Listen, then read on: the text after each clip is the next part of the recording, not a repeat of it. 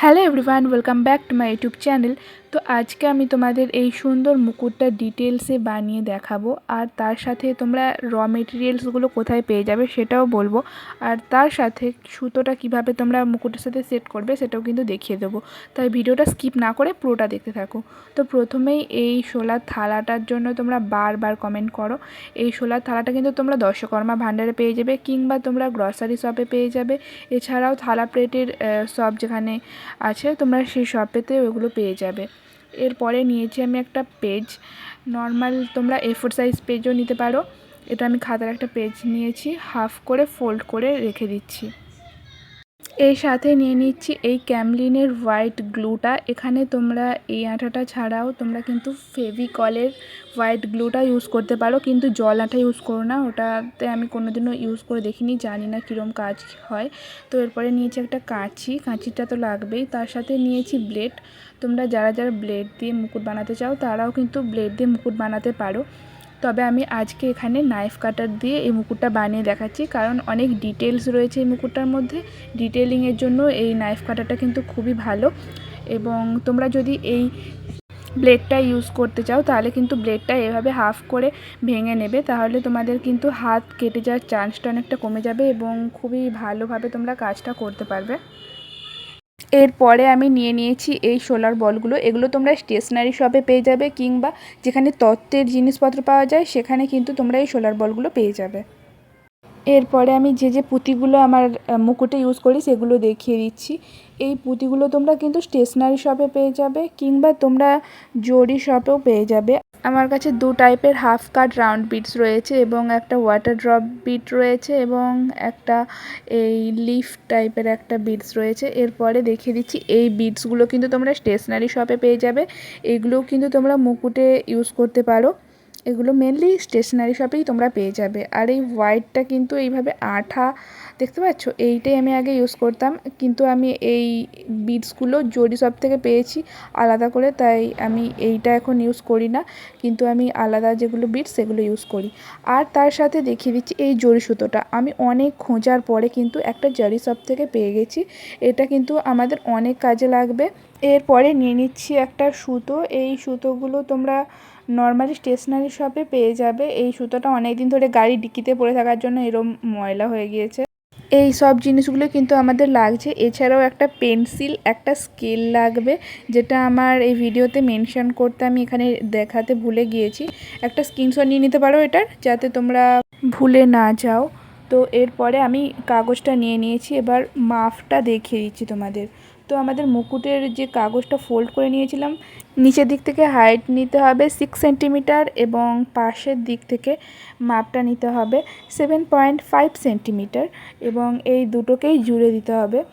এই মাপটা নিলেই আশা করছি তোমাদের সকলের মাথায় খুব ভালোভাবে বসে যাবে।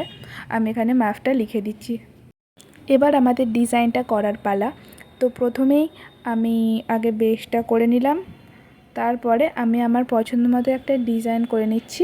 এই ডিজাইনটা কিন্তু খুবই একটা ভাইরাল ডিজাইন, যতটা সম্ভব আমি করার চেষ্টা করছি, যতটা ভালো বানানো যায় তাই ট্রাই করছি। আমি এখানে পুরো ডিজাইনটা কিন্তু তোমাদের করে দেখাতে পারবো না, তাহলে ভিডিওটা অনেক বড় হয়ে যাবে। এমনিতেই ভিডিওটা আজকে অনেক বড় হয়ে গিয়েছে, তো আমি চাই না আরও বেশি লেন্দি করতে ভিডিওটা। দেখো পুরো ডিজাইনটা কিন্তু আমি করে নিয়েছি। এবার আমাদের কাটিং করার পালা।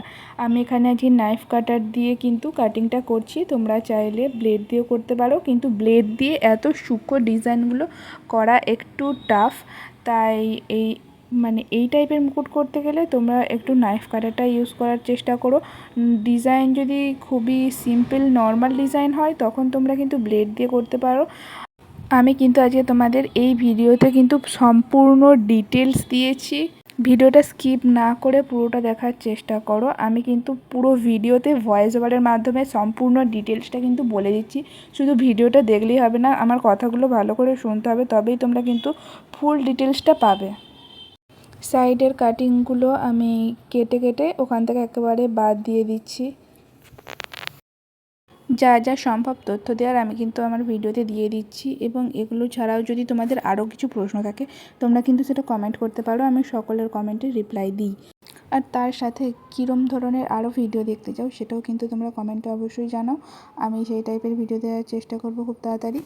প্রত্যেকটা ডিজাইন কাটিং করার সময় অবশ্যই হাত দিয়ে এইভাবে চেপে ধরে থাকবে, যেভাবে আমি ভিডিওতে দেখাচ্ছি, তাহলে কিন্তু তোমাদের ছিঁড়ে যাওয়ার সম্ভাবনাটা অনেকটাই কমে যায়। আমাদের পুরোপুরি কাটিং করাটা হয়ে গেছে। এবার আমি কাগজটা ফোল্ড খুলে নিচ্ছি। খুব সুন্দর এসেছে, দেখতে পাচ্ছ ডিজাইনটা। এবার আমাদের পুরো ডিজাইনটাতে কিন্তু আঠাটা লাগিয়ে দিতে হবে। যেখানে যেখানে ডিজাইন, যা যা ডিজাইন আছে সব ডিটেলসে কিন্তু আমাদের আঠাটা লাগিয়ে দিতে হবে।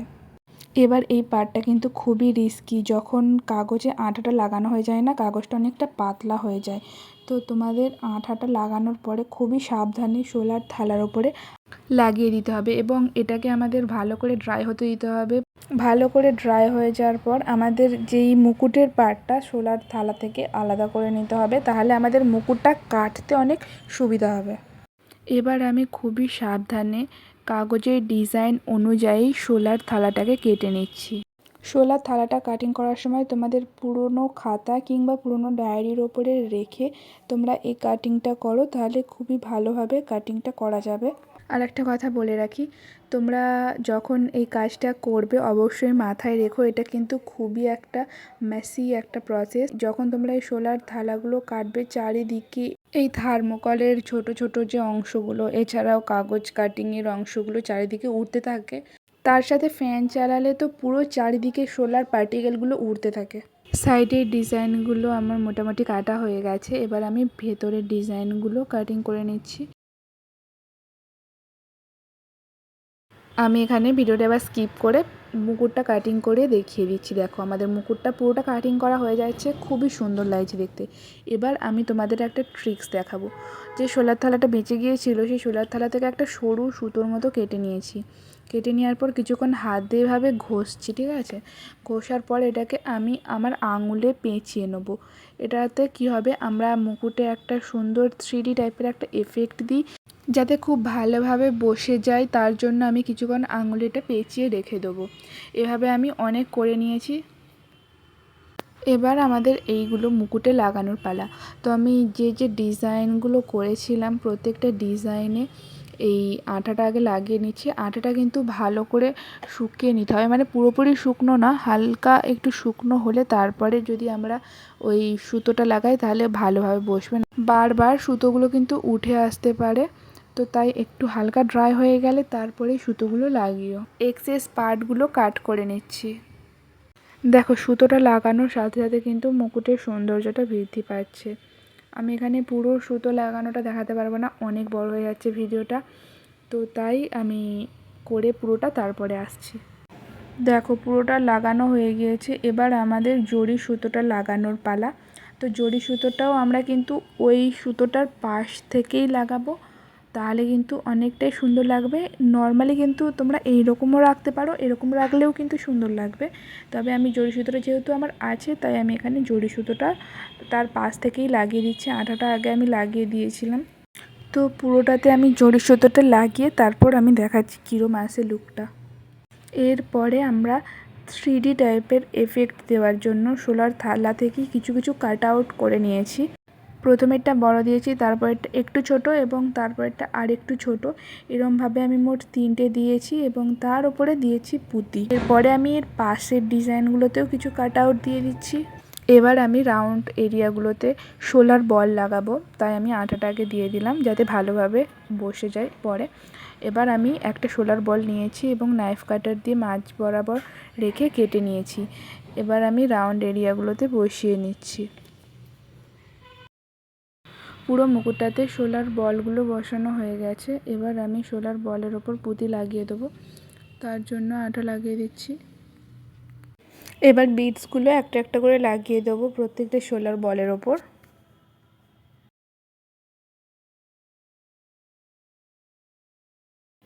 ওপরের এরিয়াটা কীরকম একটা ফাঁকা ফাঁকা লাগছিল, তাই আমি ওখানেও কিছু কাট আউট করে লাগিয়ে দিচ্ছি। তার উপরে কিছু কিছু পুঁতি লাগিয়ে দিচ্ছি। মুকুটটা যত আমি ডেকোরেশন করছি তত কিন্তু মুকুটটা আরও সুন্দর হয়ে উঠছে। এবার মুকুটের নিচের পার্টটা ডেকোরেশন করার পালা, তাই আমি প্রথমে আঠা লাগিয়ে দিলাম। এবার আঠা লাগানোর পর আমি এখানে দুটো লেয়ার জড়ি সুতোর দিয়ে দিয়েছি এবং তারপরে একটা শোলার যে কাট আউট করেছিলাম, মানে শোলার সুতোটা লাগিয়ে দিয়েছি। তারপরে আমি কিছু পুঁতি লাগিয়ে দিচ্ছি একটু ফাঁকা ফাঁকা করে। তো এবার পেছনে আমি আঠা লাগিয়ে যে পদ্ম ফুলের ডিজাইনের ওপরে যে ফাঁকা এরিয়াটা আছে না, ওখানে আমি জড়ি সুতোটা একটু একটু করে কেটে নিয়েছি, কেটে লাগিয়ে দিচ্ছি।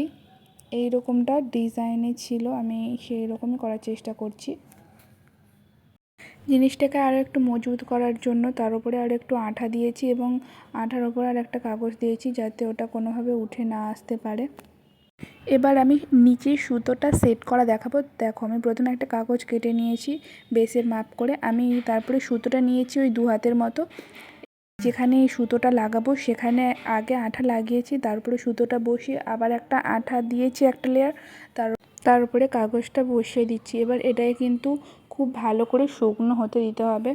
দেখো, এবার আমার সুতোটা সেট হয়ে গেছে। আর আমি এখানে একটা কাঠিও দিয়ে দিয়েছি যাতে বেসটা অনেক মজবুত হয়, কোনোভাবে যাতে ভেঙে না যায়। এবার তোমরা চাইলে এখানে একটা ইউপিন লাগিয়ে দিতে পারো, তোমরা টেপ দিয়েও লাগাতে পারো। দেখো, আর এখানে আমাদের পুরো মুকুটটা কমপ্লিট হয়ে গেছে। এই যে সুতোটা অনেকটাই বড় আছে, খুবই সহজেই লাগানো হয়ে যাবে। আর তার সাথে দেখতে পাচ্ছ আমি যে সুতোটা দিয়েছিলাম তার জন্য মুকুটের সৌন্দর্যটা কতটা বেড়েছে। তো এই ছিল আজকের ভিডিওটা কেমন লাগলো সেটা কিন্তু অবশ্যই কমেন্ট করে জানাবে। আর ভিডিওটা ভালো লাগলে একটা লাইক করবে, চ্যানেলে নতুন হলে সাবস্ক্রাইব করবে। তো আজকের জন্য এইটুকু। তো আজকের মতো বাই।